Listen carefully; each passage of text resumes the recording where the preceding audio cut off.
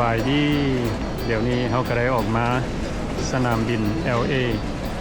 อยู่เมืองลอสแองเจลิสรัฐแคลิฟอร์เนียเดี๋ยวนี้เขากำลังสิไปเช็คอินเพราะว่า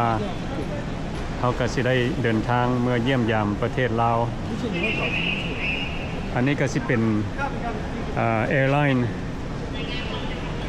อยู่ใน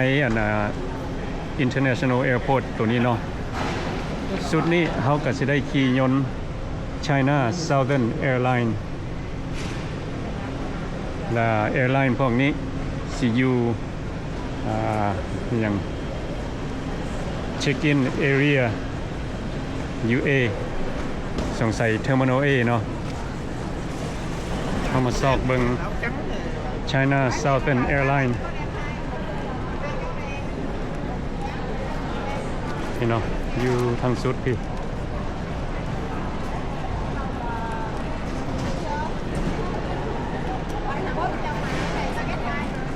โอ้มื้อนี้คนก็สิได้เดินทางไปน้ำกันหลายคน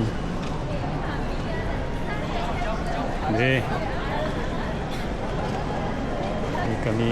หลายคนเนาะเป็นมาเรียนแถวเช็คอินอยู่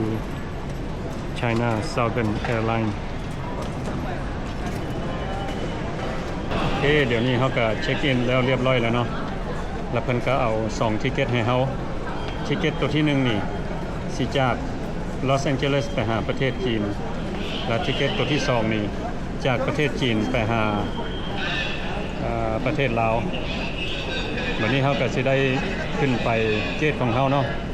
และก่อนเขาสิไปหาเกตนี่เพิ่นก็สิได้ตรวจ security check เนาะเพื่อความปลอดภัยโอเคบัดนี้เขาก็ผ่าน security เข้ามาทางในแล้วเนาะบัดนี้เขาก็สิย่างไปหาเกตของเขาอยู่ในทิเก็ตเพิ่นบอกว่าเกต156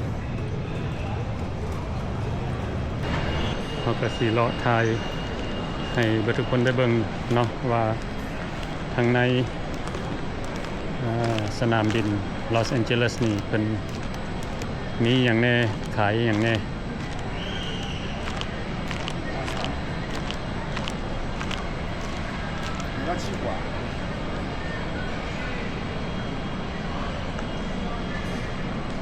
จะคล้ายๆคือแบบ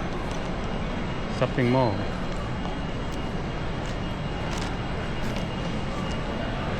เป็นกสิมีหลายห้านอยู่ทางในนี่เป็นห้านขายเครื่องห้านอาหารมีห้านขายปึ้มเดี๋ยวนี้เราก็ยังมีเวลาดนอยู่เนาะ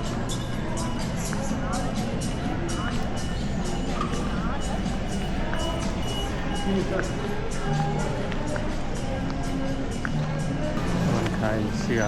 ขายหมวกLadies and gentlemen, may I have your attention, please? The Shona Airline is paying for all departing passengers. Kamjansi, Alcantara, Kwan, Hao, Young Peter, Zhao Xing, 2 ตัว$35 Kwan. Please proceed to boarding gate 148 and contact ขายน้ำเราสิมาเบิ่งราคาน้ำโคคาโคล่านี่เท่าไหร่ตุกหนึ่ง$4.59เด้บอโรโซดา20 ounce $4.59แซนด์วิชมี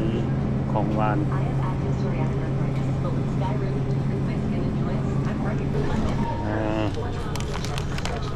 M&M ถุงหนึ่ง$14.59ขายขนมถุงหนึ่ง$8.79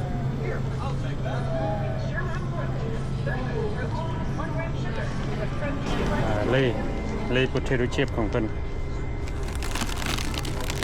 ถุงน้อยเนาะถุงหนึ่ง$4.79พวกนี้คือกัน 4 ดอล 79 เบิด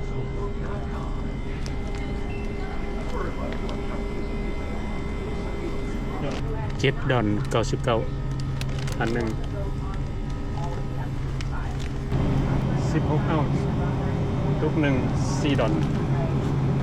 4 ดอล 29 เซนต์น้ำลา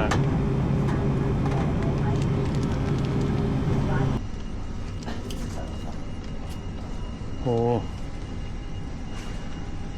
$45 อันนี้$45 อันนี้คือกัน อันนี้ก็คือสิราคาซ้ำกัน อันหนึง$45 เดี๋ยวนี้เขาก็มาฮอดเค้ก156 จากลอสแองเจลิสไปหากวางซูไชน่า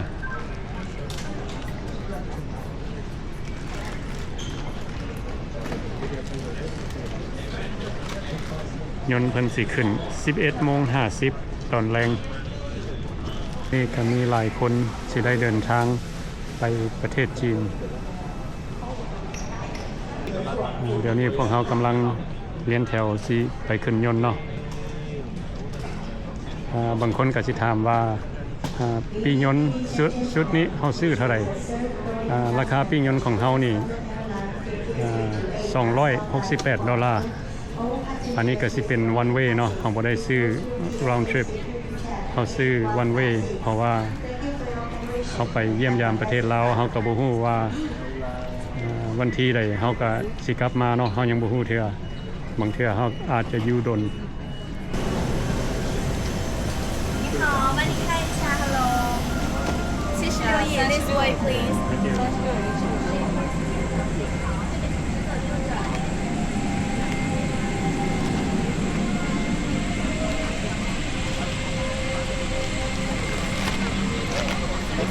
ยนต์นี้ก็สินั่งได้หลายคนเนาะเบื้องขวา3ทั้งกลาง3และเบื้องซ้ายก็3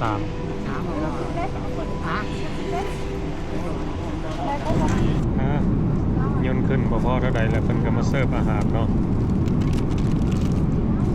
อาหารทอดๆอันนี้สิเป็นข้าวเจ้ากับซีนหมูกับมีผักข้าวจี่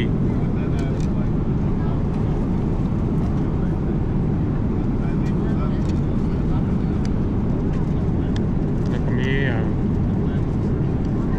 อะไรนี่ผักนาวปลาแซลมอนแล้วก็นี่จะเป็น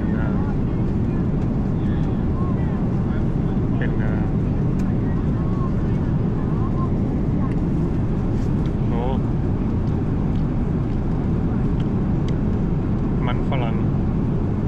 แล้วก็หมักไหม้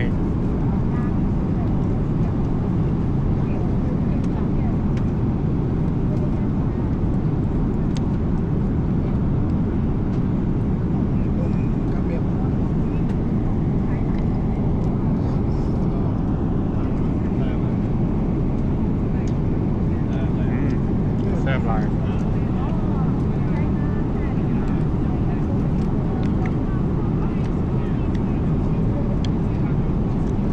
อันนี้สิเป็นอาหารอยู่ทางยนต์ China Southern จากลอสแองเจลิสไปหากวางซูประเทศจีน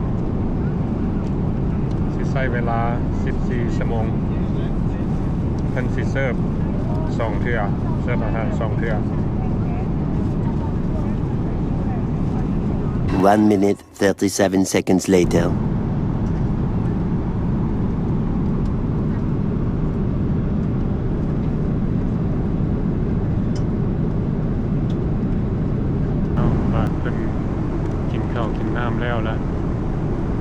แล้วเพิ่นก็สิมอดไฟเนียนเนาะเพราะว่าส่วนหลายบางคนเพิ่นก็สินอนแล้วก็บางคนก็บ่ได้นอนเพิ่นก็นั่งเบิ่งหนังหรือว่าเล่นเกมห หลายชั่วโมงผ่านมาแล้วเพิ่นก็เปิดไฟแล้วเนาะเพิ่นกำลังเสิร์ฟอาหาร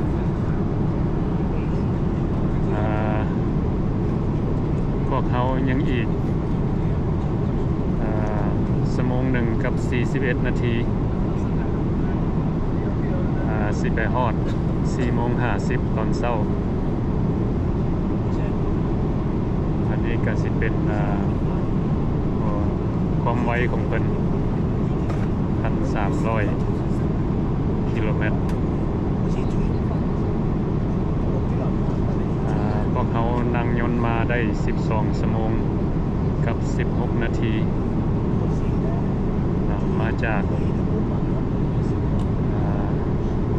เมือง LA อีกจักหน่อยก็สิฮอดเมืองแกวงซูประเทศจีน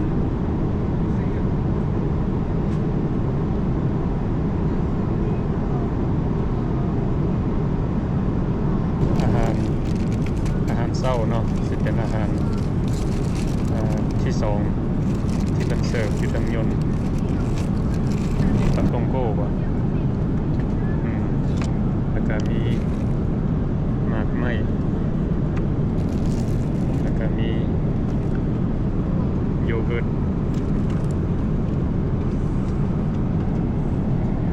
สีลองนุ่มซีฟู้ดข้าวเปียก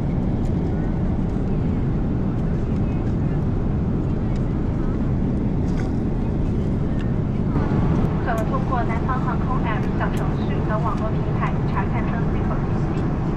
如您乘坐其他航空公司航班，下机后请按照机场中转指引或联系地面工作人员办理相关手续。谢谢。พวกเขามาฮอดกวางซูประเทศจีนมานำกันหลายคนเวลาเขาลงยนต์คนสิไป2 บอนเนาะไปเบื้องนั้นเขาเจ้าสิไปนอกแอร์พอร์ตแล้วก็เขาสิไปบอนเพิ่นเขียนว่า international transfer เนาะอยู่ทางในนี่ก็เป็นแบบช้อปปิ้งมอลล์เพิ่นก็ขายหลายสิ่งหลายอย่างทางนี้เพิ่นขายเหล้าขายยาสูบ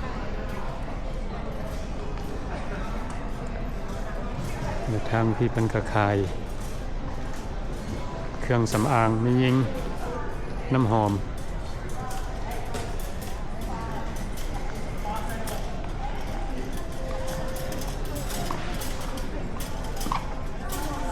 นี่สิเป็น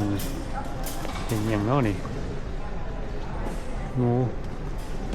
งูบอกเรื่องมังกร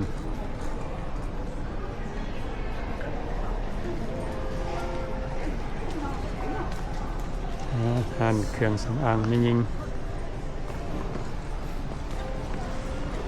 เดี๋ยวภาคคนเพิ่นก็สิขายดูดีฟรีสิเป็นเหล้าแล้วก็หลายสิ่งหลายอย่าง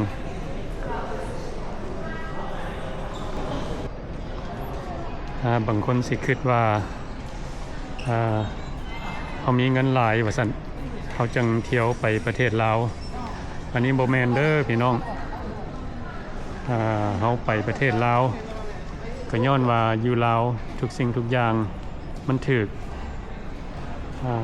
การใช้จ่ายของเขาสิบ่ได้จ่ายหลายเนาะก็แบบก็แบบโฮเทลนั่นล่ะเขาไปอยู่ประเทศลาวเขาจ่ายเดือนหนึงมีแต่300ปลายมันถูกก่อนเขาอยู่อเมริกานี่ค่าเช่าของเขาเดือนหนึ่ง$750เขาเปรียบเทียบใส่กับอยู่ประเทศลาวนี่เขาอยู่ลาวเขาประหยัดเงินได้หลายเนาะโอ้อันนี้สิเป็นห้านอาหารขายนูโดขายมีต่อมานี่ก็สิเป็นห้านขายอบเป็ดแล้วก็อาหารหลายแบบ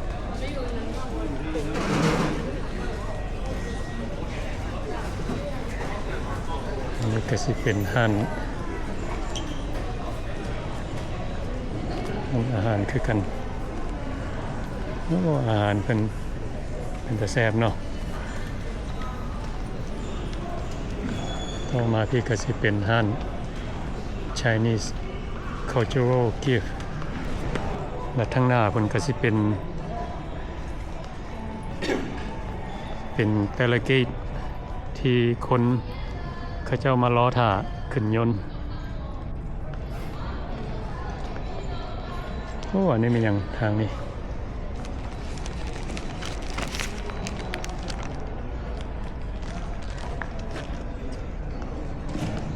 โอ้สิเป็น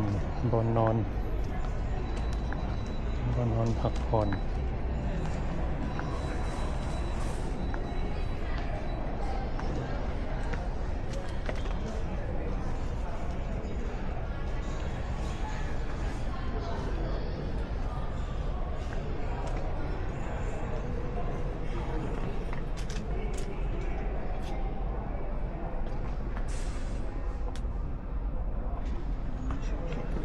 อะไรถึงชั่วโมง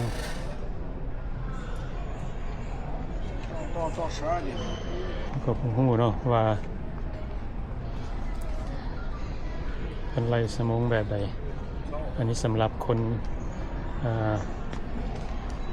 สิท่าขึ้นยนต์เนาะบางคนบ่อยากไปเช่าโฮเทลเพิ่นก็มาเช่าอันนี้นอนเอา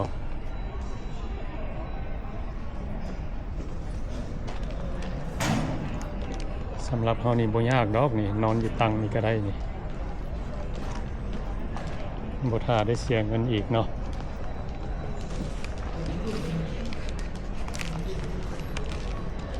แบบเฮาเว้าหั่นล่ะเนาะเขาเที่ยวไปประเทศลาวก็ย้อนว่าอยู่ประเทศลาวเขาประหยัดเงินได้เพราะว่าการใช้จ่ายของเขามันสิบ่หลายเท่าอยู่อเมริกาเขาก็เห็นหลายคนเนาะที่เพิ่นรีไทร์อยู่อเมริกาแล้วเงินเดือนของเพิ่นก็สิมีอยู่ประมาณเดือน1,100หา 2,000 คันเฮาได้ซำนั้นมันสิบ่พอกินเนาะและหลายคนเพิ่นก็คิดอยากไปอยู่ประเทศลาวและหลายคนก็กลับไปอยู่แล้วเนาะเพราะว่าเงินเดือนของเพิ่นบ่หลายเงินเดือน $2,000 เฮาไปอยู่แคลิฟอร์เนียนี่เช่าเฮือนหลังนึงก็บ่ได้เนาะแล้วก็ซื้ออยู่ซื้อกินค่าโทรศัพท์ค่าน้ำค่าไฟค่าประกันภัยรถแล้วก็ค่าหลายสิ่งหลายอย่างเนาะมันสิบ่พอกินคันเฮาไปอยู่ประเทศลาวนี่แปลว่านูทางเงิน1,000 $2,000นี่เฮานูทางกินอยู่ประเทศลาวเนาะอันนี้เขาสิมาโชว์ให้พี่น้องได้เบิ่งเนาะสำหรับบางคนอยากซอกหาเกตของเฮาเพราะว่าบางเทื่อเพิ่นเฮ็ดทิเก็ตให้เฮานี่เพิ่นสิบ่เขียนเกตนัมเบอร์ใส่เนาะคันเฮาบ่มีเกตนัมเบอร์ของเฮานี่เฮามาเบิ่งหน้าจอนี้มันสิบอกว่าไฟล์นัมเบอร์ของเฮานั้นเห็นบ่ CZ6091คันสมมุติว่าเฮาบ่ฮู้เฮาก็มีแต่เบิ่งนี่เวียงจันทน์เกตนัมเบอร์ A167แล้วก็flight time โมงอันนี้ก็เป็น 4:10 นาทีเนาะอยู่เกต A167 ไปเวียงจันทน์อันนี้ก็สิเป็นเดินบินใหญ่หากจะว่ามันก็บ่ยากดอกเนาะเฮาก็เบิ่งตามนัมเบอร์แล้วก็ลูกศรเพิ่นชี้ให้ไปนี่เกต A167 นี่เพิ่นสิชี้ลูกศรให้ลงหลุม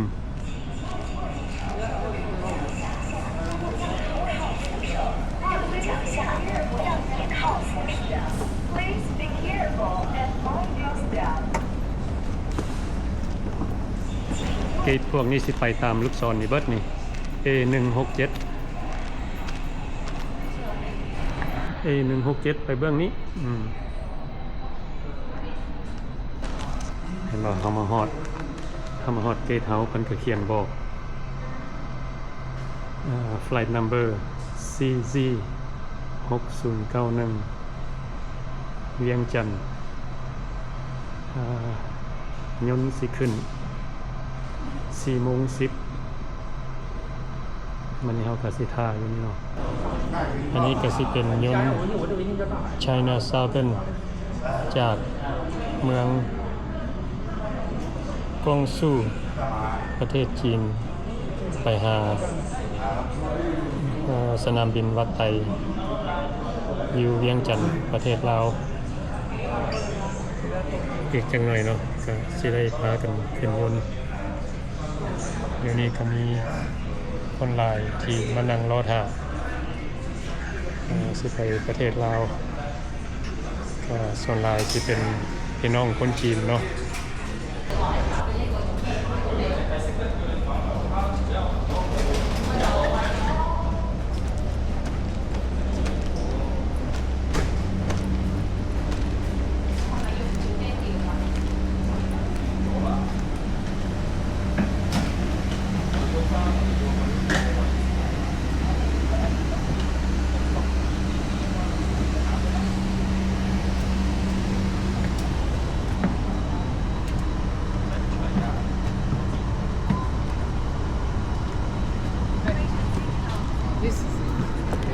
After it's ask us to stop. Okay.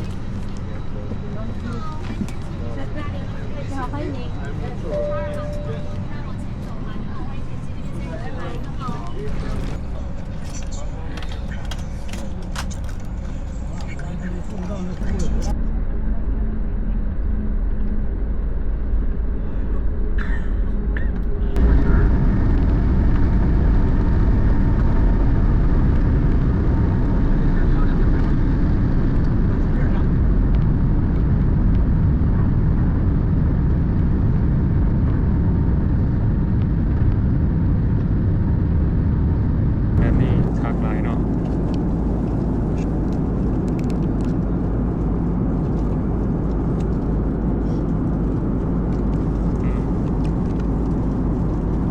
แซ่บอันนี้แซ่บหลาย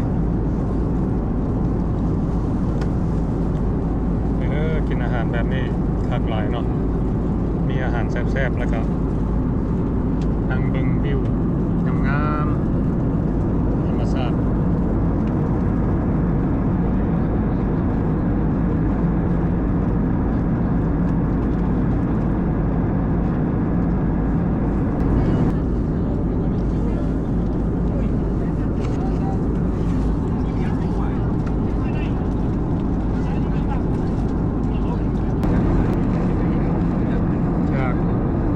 จากเมือง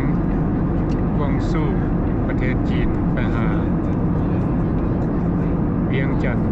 ประเทศลาวใช้เวลาชั่วโมงหนึ่งกับ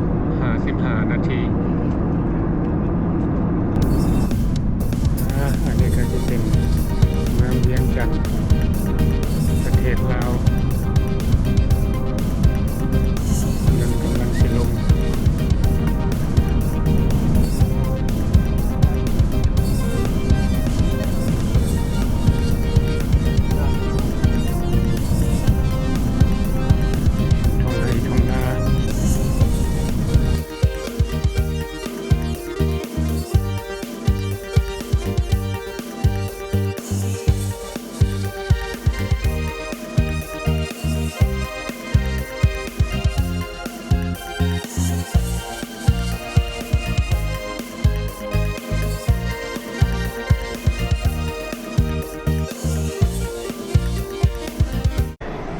เดี๋ยวนี้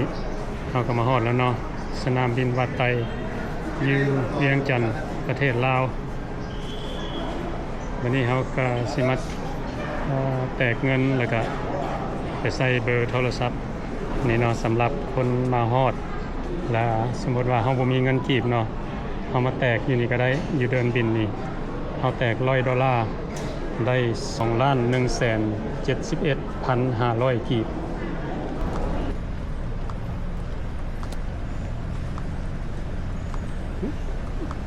มันไก่บ่บอนนั่นน่ะอันโรงแรมตัวนี้ไก่บ่ น้ำพุ น้ำพุ เดี๋ยวประมาณ6 กิโลจากนี้ไป 6 กิโล เดี๋ยว โอ้6 กิโล150,000เนาะโอเค เพราะมันโซนเขาจะไล่โซนในเมืองไปนะเออ โซนในเมืองคัดไกลนั่นไปกับเขากับเก็บราคาไม่อีกเลยผมไม่นว่าออกเที่ยวนึงเราจะเก็บแบบนั้นเลย อืม ไกลนั่นไปเขาเก็บราคาไม่ โซนไป โอเคผมดูแล้ว สนามบินวัดไตอยู่เมืองเวียงจันทร์ประเทศลาว การเดินทางของเฮามื้อนี้จากลอสแองเจลิสมาฮอดก็สะดวกสบายเนาะบ่มีปัญหาอีหยังอันนี้ก็สิเป็นทางทำอิฐที่เฮาได้ขี่ยนต์ China Southern Airlines แล้วก็เฮาก็ไปเปลี่ยนซิมเนาะใส่ซิมใหม่อยู่โทรศัพท์ได้30กิกแสนซาว